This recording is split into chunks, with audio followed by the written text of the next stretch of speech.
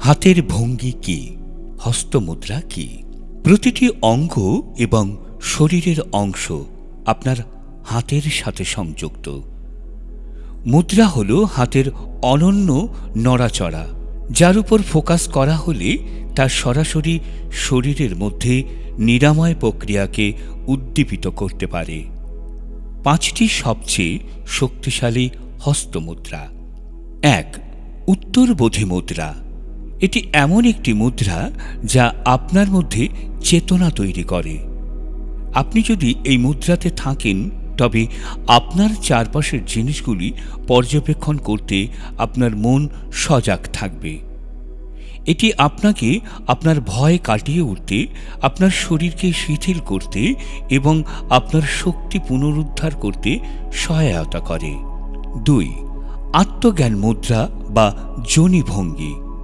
এটি এমন একটি মুদ্রা যা আপনার স্নায়ুতন্ত্রকে প্রভাবিত করে, যা আপনার স্নায়ুতন্ত্রকে শান্ত করবে এবং আপনার ইন্দ্রিয়ের ওপর আপনার আরও নিয়ন্ত্রণ থাকবে।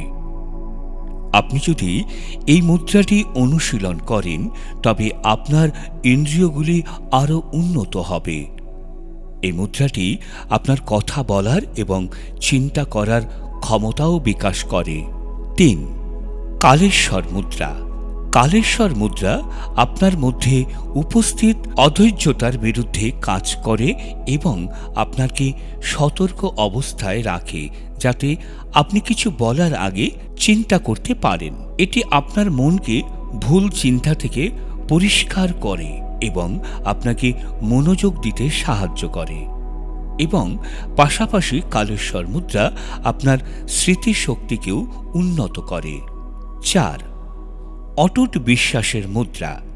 এই মুদ্রাটি আপনার মধ্যে অভ্যন্তরীণ শক্তি এবং অটুট বিশ্বাস তৈরি করে যে আপনি যা চান তা করতে পারেন।